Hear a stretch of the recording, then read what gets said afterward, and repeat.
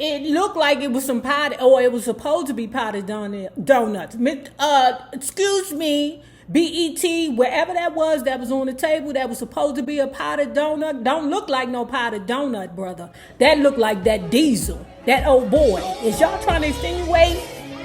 Is you trying to insinuate that my Don D is using that jugging?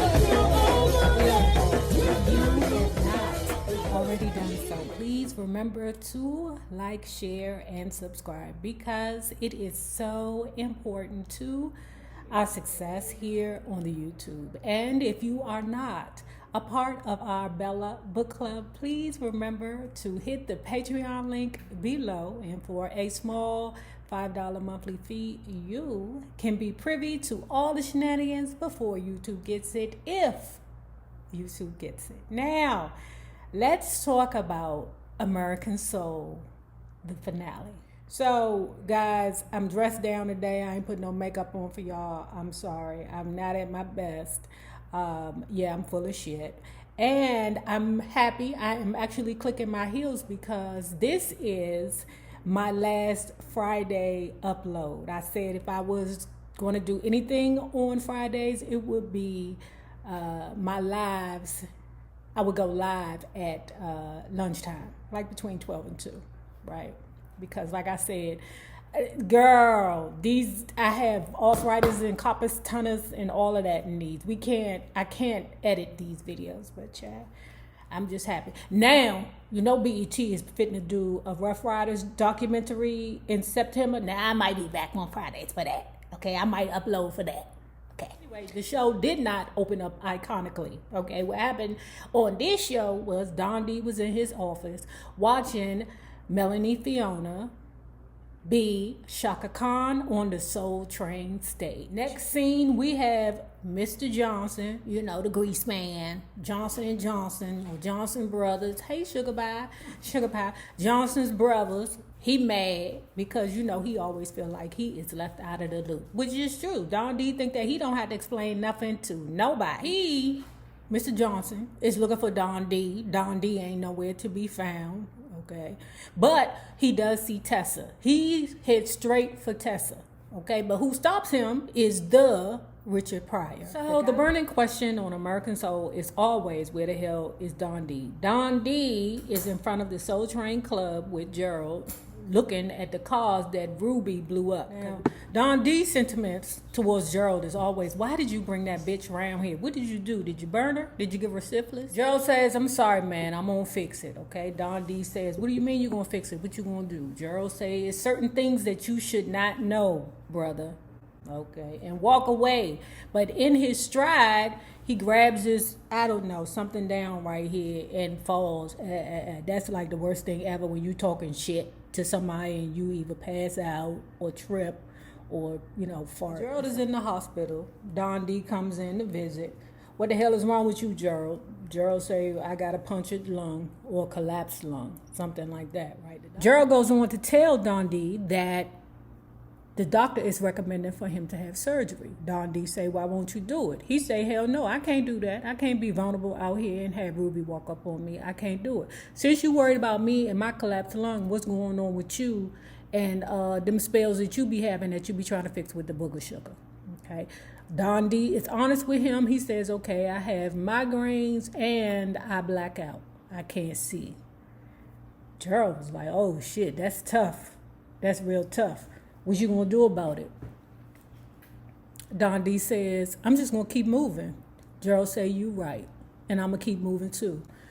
Grabs his stuff against hospital recommendation and crawls up out of the hospital bed and leaves. Back at the Soul Train Studios with Mr. Grease Man. That's what Richard Pryor calls the Johnson man. Johnson & Johnson. You know, they take care of all black beauty products. Has been since like the 60s or the 50s or the 13s, something like that. He back at the Soul Train Studios. The Grease Man still looking for Don D.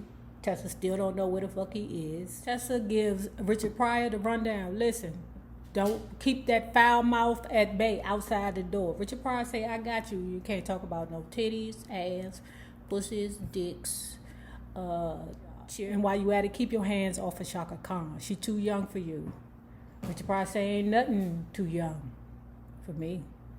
That's part of the problem, Richard the Pryor. Now Don D and Mr. White Man with the good hair, Brooks, they are waiting to meet with some other executives that want to work with Don D to host his own talk show. Now while Don D is in the party or the party area where he waiting to talk to the two white men that's thinking about giving him the talk show, he thinks he sees my beautiful Ruby, that nigga luncheon.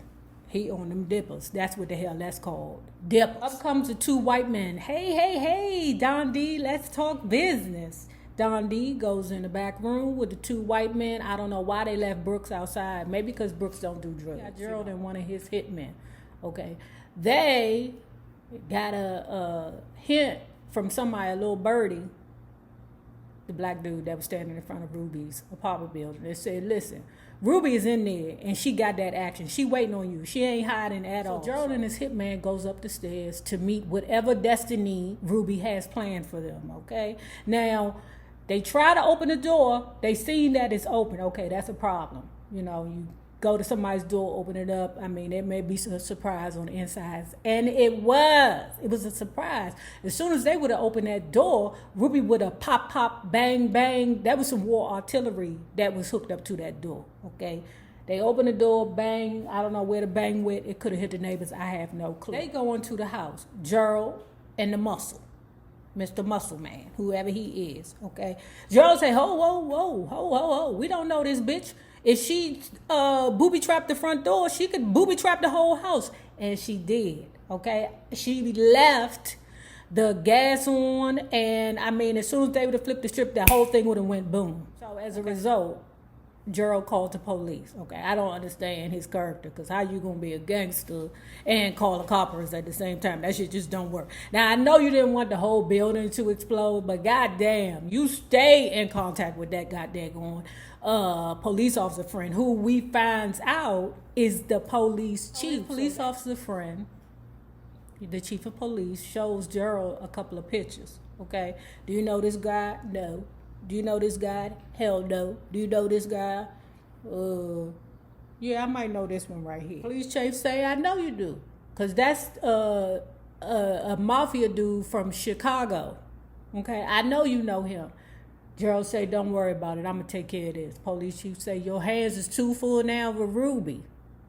Worry about Ruby. He's like, I'm going to take care of both of them at the same time. Anyway, Don D is in the office with the two white men having their meeting in regards to him doing the talk show.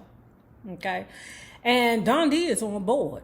He is also drinking up all their brown liquor and doing all their boogity sugar. Don D, tries to get himself together. Oh, wait a minute, I'm passing out. He says, I need to go to the bathroom. The white people said, I don't know what them two white men said. Go down the street, down the hallway. I don't know. But dig this. On his way down to wherever it was that he was supposed to go, he saw Ruth. Next scene, Simone is in JT's apartment. She come through the door. JT sitting there with brown liquor to his mouth, drinking his sorrows away.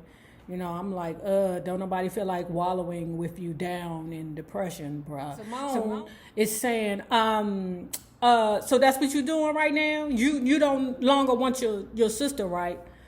JT say, just leave your keys at the door, and bye. No, fuck you. I ain't going nowhere. The social workers keep calling me and saying to me that the foster father wants to meet you. Gerald finna go into the cleaners, okay? The mob people snatch his ass up, throw him in the backseat of the car. Back to Don D. He's still trying to find his way to the bathroom, okay? Ruby popped up. It's looking at him, sashaying. Don D said, what the fuck you doing here, Ruby? He snatches her up and slams her on the wall, and she starts, let me go. I said, wait a minute, something right here. Don D is back in the room with the two white boys he was doing the book of sugar with. It's a girl there that's dressed just like Ruby. What the hell is going on here? Don D say, I don't know, you tell me. This girl right here said you attacked her. I ain't attacked that bitch. I don't know her. Well, she said that you attacked her. Don D trying to convince everybody in the room that she full of shit. I'm Don D and I got bitches pulling tricks on me all the time. Not this time. Don D say, I don't know that lady. I don't know her. The lady said, oh yes you do. You called me Ruby in the goddamn hallway. Will somebody call the police on Don Cornelius, please? The next scene, Gerald is in, somewhere getting his ass whooped by the Chicago Mafia dude and somebody else, right? Gerald trying to say, bruh, we are only here because of Ruby, okay? And I'm trying to tell you, Ruby ain't shit. The Mafia dude say, not my Ruby. My Ruby would never turn. Baby, Ruby has already turned. Let me take care of her. The next scene, we have JT at a football field, a college football field, meeting Aya's foster father, okay? And I ain't seen you work since the Jamie Foxx show, but I'm glad you got work, okay? BET, good job for hiring, old black actors. To me, that's all BET should be. It's just black entertainment television, okay? For us, ran by us. JT started talking trash to the dude and was like, yeah, I know who you are, Mr. Football Man. I know who you are. And the foster father says, well, I know who you are too. I know who you work for. I know your friends. I know they tried to put one in you the other day. So let's not be, real arrogant about our backgrounds, okay? JT say touche. But what the foster father does for JT is offer him a job at the college and free tuition. Now we're back at the Soul Train and Richard Pryor introduces Shaka Khan and Rufus. They are singing You've Got the Love. She cranked that. She cranked that soldier boy. You hear me? Well, Don D, okay? Right after he got accused of accosting one lady, he bringing two more, okay? He waking up, it's a bitch in the bed with him. Another one coming out the door. Mr. Greaseman banging out the door, banging on the door. One of the females open the door. Hey, what you want? The little hot pussy hoe go, Don, let's invite him into the bedroom. We can have a real good time. Mr. Grease Johnson is like, he tells Don D, I don't want no more of this. Buy me out. Don D say, I ain't got no money to be buying you out, bruh. Mr. Greaseman look over on the table. It looked like it was some potted, or it was supposed to be potted donuts.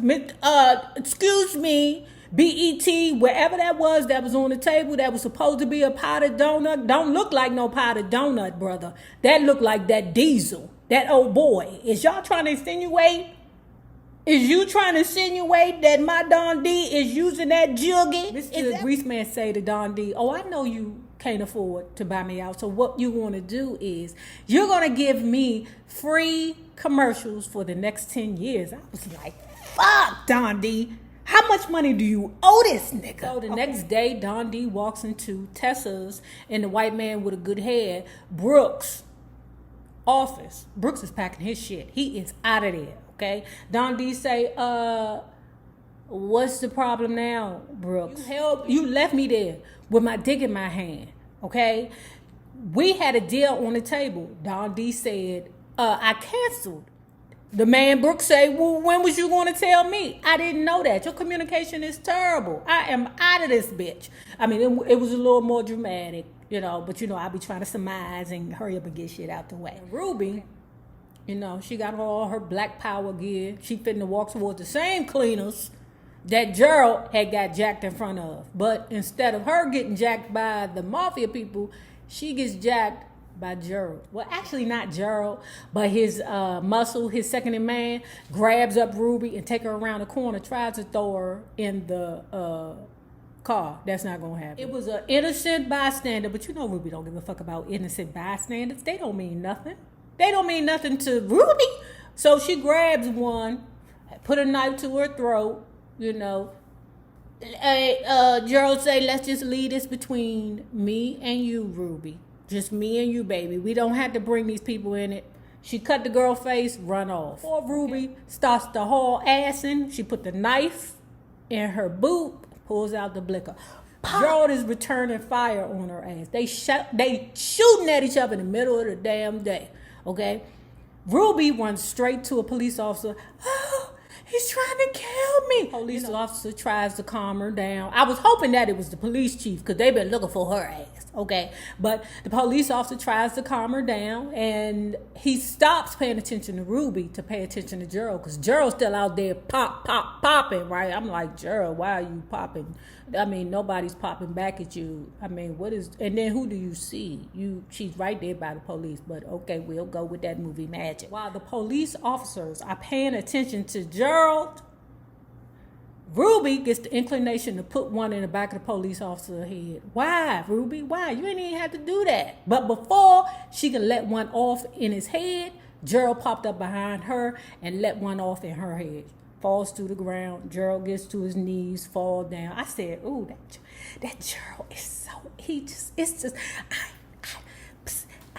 I haven't liked or been attracted to like light skin in a long time, but that Gerald. Police are surrounding Gerald. Okay, eventually they take him in for questioning, and this is where we learn that not only was Ruby the arch nemesis, okay, and the sex kitten and the groovy chick of American Soul, but she is also Gerald's wife.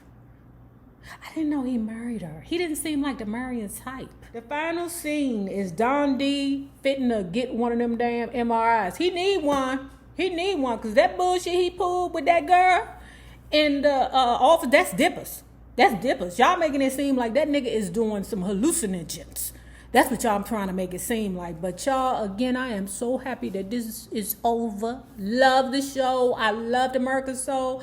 Good job, BET. You did a very good job this season. I can only hope or imagine that season 3 will be even better. If you have not already done so, please remember to like, share, and subscribe, because it is so important to my success here on the YouTube. Now, remember this. The same people that you meet on the way up will always be the same people that you meet on the way down. Naysayers, my Patreon loves, you babies better have a good one.